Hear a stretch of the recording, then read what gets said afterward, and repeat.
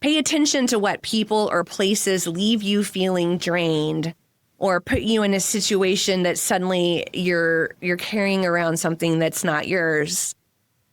The more you do it, the more you ask yourself, is this really mine? The more you do these techniques, then the more that you can really move through the world with your own energetic vibration and not have it so affected by the other vibrations around you.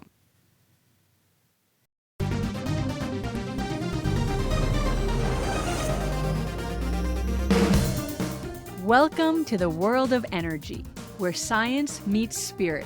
Ancient wisdom merges with cutting-edge knowledge, and the possibilities for a healthier, happier you are endless.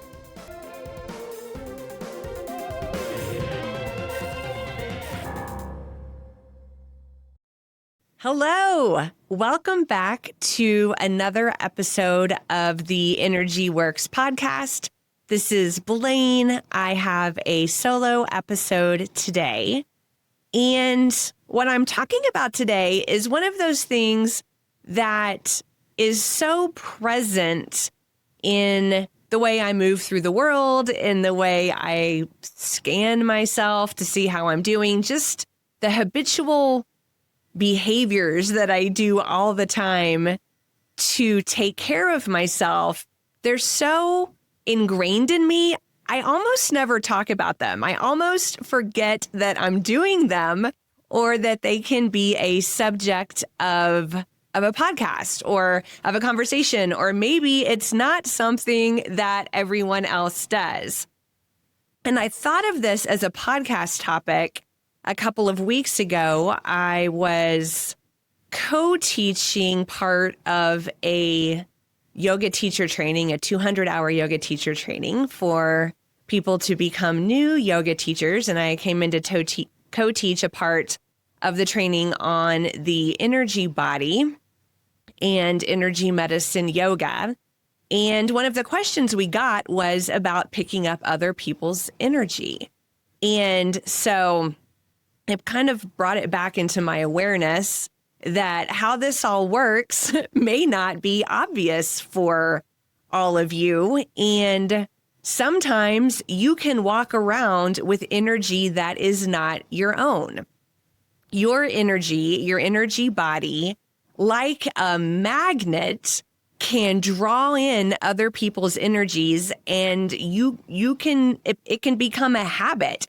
If you're around someone quite a bit, their energy can become your energy.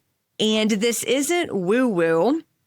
It's science. It's a known thing because we are vibrational beings. And as simple as a guitar string, if there's a room full of guitars and a guitar string is plucked, another guitar with a string that's the same with that tautness will just start vibrating on its own, literally. Pluck one guitar string, another guitar string will start vibrating. That is how the vibrational energy works. Or the pendulum clocks in a room. They can all be swinging at different paces, but in not that much time, they'll all start swinging together. All of the swinging of the pendulum will sync up because of the vibration in the room. Or a tuning fork. Same as the guitar string, you can ting a tuning fork and another tuning fork nearby that's the same will just start vibrating. We are like that with the vibration of other people's energy. Our nervous systems are designed to pick up other people's energy. In polyvagal theory, it's called social engagement. And your vagus nerve picks up cues from the people around you. It can be even how fast or slow they're breathing, or their posture, or their tone, or their gestures. Your vagus nerve picks up on that, and you start co-regulating. This is also called, it can be called polyvagal theory. It can also be called co-regulation. We're designed to co-regulate with the people around us. It's also for our safety. If you can imagine, if you walk into a room and everyone is on high alert, everyone's quiet. Sometimes when people are on high alert, they'll kind of come up on their toes. They stop moving.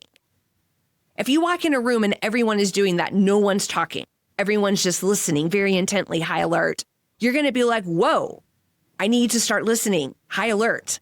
Something's going on here. This is co-regulation. It is safety. It is picking up on all the cues that are happening around you because we are social animals and we pick up on each other's cues, and it's important for our safety. We also have in our brain, it's called mirror neurons, and it's when we mimic other people. You can think of the baby who starts making the same faces that the mom makes, or the same faces that the dad makes, or their brother or their sister when we're young. But our mirror neurons, we always have them. So I'm not going to say it's just when we're young, but it's very obvious in young people to see how they're mimicking everyone around them. And when they start speaking and what they do, it's the mirror neurons at work.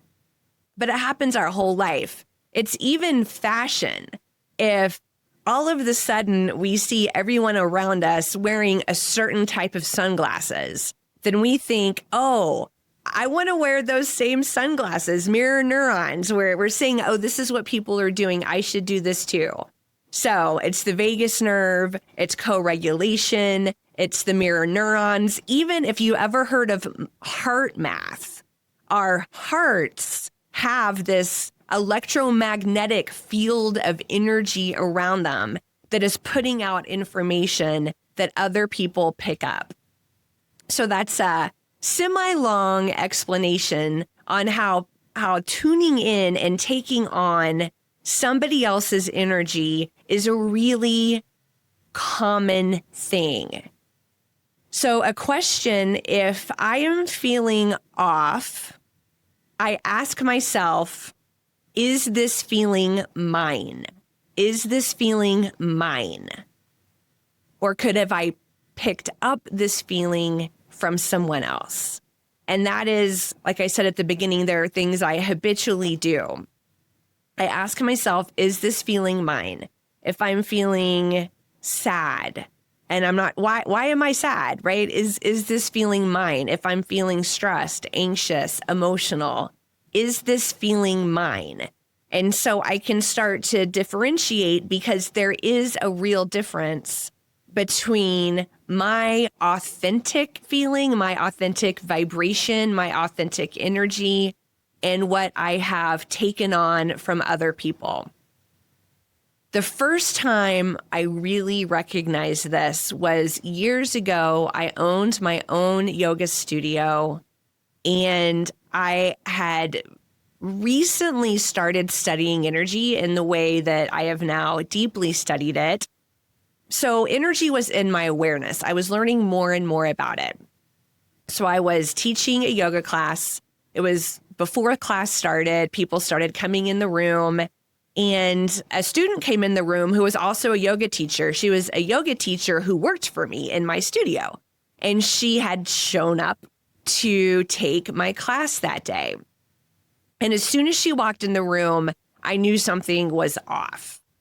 And I kept my eye on her during class, and I could tell by her movements, her face, everything about her. I was like, there's something wrong with her. Like, she is carrying some emotion in her body.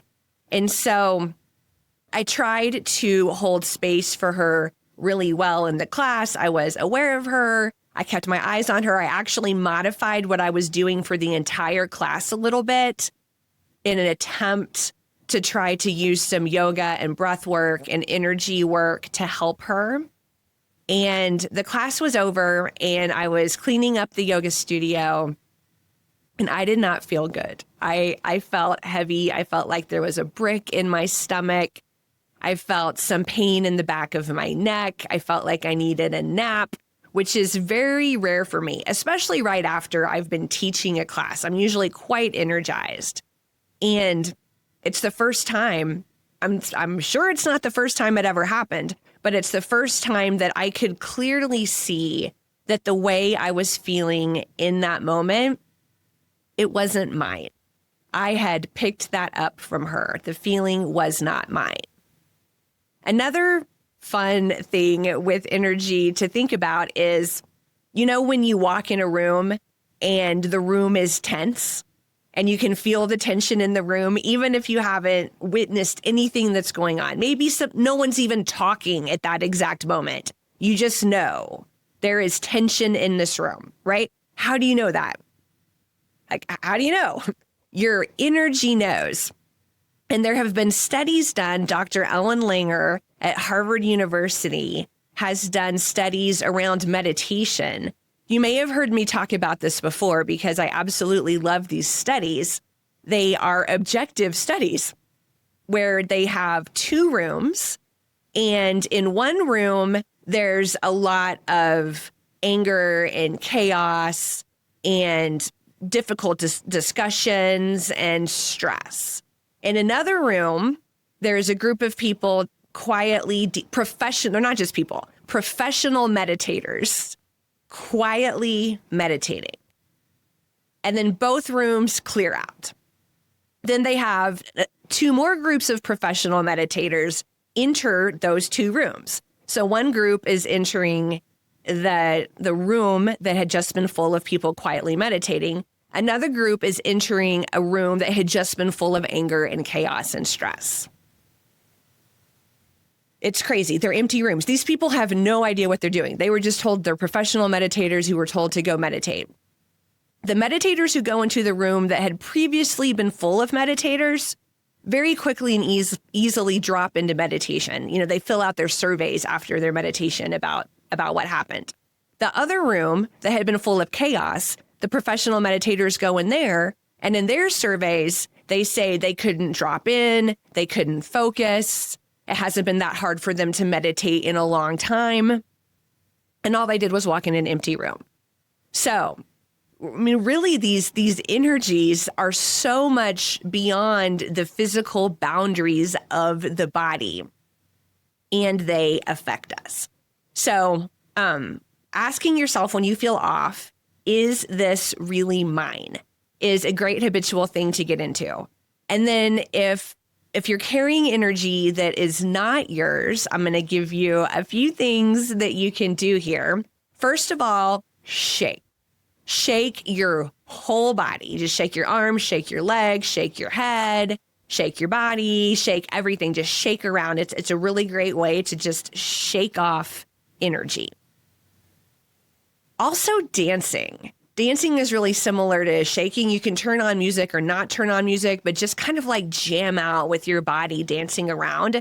If that's more fun for you than shaking, that can be another way that you shake off your energy. The crown pull is an Eden energy medicine technique. And I'm going to describe it if you're on the audio version of this podcast and you're not watching the YouTube video. But you can always come to the YouTube video if you want to see me demonstrate these things. The crown pull is, you imagine that you have a seam running down your head. So basically from between your eyebrows, up over the crown of the head, all the way to the center of the back of the neck. Pretend like there's a seam there.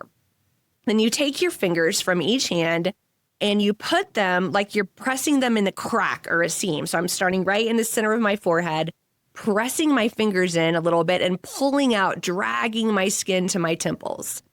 And I'm just going to work across the whole top of the head. So it's like I have this pretend seam and I press my fingertips in the center of the head and I start pulling out, like I'm trying to pull the seam apart, and just do it all the way to the back of the head, down to the back of the neck, even the neck. You can kind of massage the back of the neck a little bit and then shake off your hands. It's a great way to clear the energy that can collect not only in your mind, but around your head. And then again, shake off the hands. The shaking is really good. The zip up is after you've done your shaking and you've done your crown pull. You can bring both hands to the front of the pubic bone, pull both hands up the center of the body, up the center of the face, over the head, press the palms of your hands towards the ceiling, and then circle sweep your arms down. So you can do that a few times. And alternatively, you can just zip from pubic bone to mouth. Pubic bone to mouth. Just pull your fingers from your pubic bone to your mouth. The hookup, middle finger of one hand in your belly button, middle finger of the other between your eyebrows, press in with both hands, pull up with both hands, and take a few breaths there. So that's a little routine you can do that can help move some energy and protect you from taking on other energy. I also want to share with you a breath work that I do when I'm in this situation. It's called the physiological sigh. There was a study at Stanford University where they studied a whole bunch of different breath works, and they found this one to be the most effective for basically pressing stress and energy out of your body. So how it works, it's 2 inhales and 1 exhale. You take a deep inhale through your nose, and you inhale as much air as you can through the nose. Then you take one more little sip of air through the nose, one more little sniff, and then you open your mouth and do a big exhale out the mouth. So inhale through the nose as much as you can, one more little sniff of air, and then exhale through the mouth, one long exhale. So you can sit and do that. You can set a timer, do it for 2 minutes, 3 minutes, 5 minutes, or even not set a timer and maybe do it 10 times. That's a really great breath work to really bring your system back into the coherent vibration that is you, and get rid of this other vibrational energy that is not you. So, if you're someone, I want to add this too, if you're someone who is an energy healer and you work with someone on a table, it could be massage, it could be Eden energy medicine, it could be Reiki, it could be any other hands-on technique. When your client leaves, if you feel like you've picked up their energy, go to the bathroom and wash your hands with cold water all the way up to the elbows. And then dry them off, because our hands and our arms are quite magnetic. And so cold water, hands all the way up to the elbows, dry it off, can be a nice way to cleanse yourself. Everything I just did are nice ways of cleansing out energy you've picked up, but also protecting yourself from it happening again. Additionally, you want to stay grounded. Massage the soles of your feet a lot. Be out in nature, walk barefoot outdoors on the earth. All of the ways that you have, the techniques you use to stay grounded, you want to use those all of the time, because the more grounded you are, the more connected you are to earth, then the less energy you'll potentially pick up and the easier it will be for you to shake it off. Habitual things you can do so you don't pick up people's energy in the first place is the zip up and the hook up. So I mentioned these before. The zip up, you can take your hands from pubic bone to mouth, or pubic bone to mouth up overhead and circle sweep down. You can do that 3 to 5 times. And then the hook up, belly button and third eye, press your middle fingers in with both hands, pull up with both hands, and take some breaths.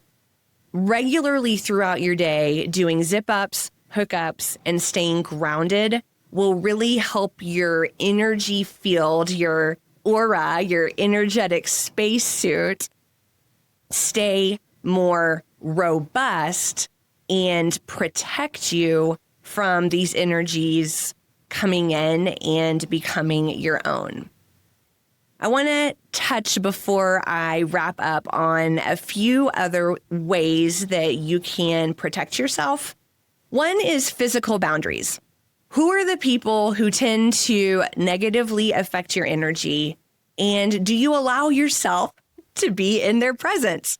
And so, or there are places you go or groups that you're in or anything like that. If they're causing you to pick up negative energy that's shifting your own vibration, can you remove yourself and not expose yourself, just physically not put yourself in those situations as much? Time boundaries. If you do need to put yourself in the situations, can you limit the amount of time that you spend? If there's certain people you need to see them, can you limit the amount of time that you spend with them? And emotional boundaries. If there are topics or subjects that when you engage in, you start to feel that you're taking on negative energy, can you create some rules? Can you create some emotional boundaries that help you protect yourself? And just pay attention. Pay attention to what people or places leave you feeling drained or put you in a situation that suddenly you're carrying around something that's not yours. The more you do it, the more you ask yourself, is this really mine? The more you do these techniques, then the more that you can really move through the world with your own energetic vibration and not have it so affected by the other vibrations around you. That is it for today, Energy Entanglement. If you have any thoughts or questions or comments, please leave them in the comments on Spotify or on Apple Podcasts or on YouTube, however you are taking this podcast in. It's been fun to talk about. It's really the first time outside of a teacher training I've talked about it in this way. Thanks for being here. I'll see you next time on Energy Works. Alrighty, Energy fans, that's a wrap on another positively charged episode of Energy Works. Lauren, this is the part where we get to use our energy puns. It's been electrifying, hasn't it, Blaine? We hope you've enjoyed it as much as we have. If you're feeling amped up and you want to keep your energy flowing, be sure to hit that subscribe button on your favorite podcast platform. And we'd love to hear from you, so please take a moment to leave us a review. Your feedback helps us continue to deliver content that resonates, so light up our inbox. And spark a conversation with your friends to tell them about us. And we'll see you next time on Energy Works.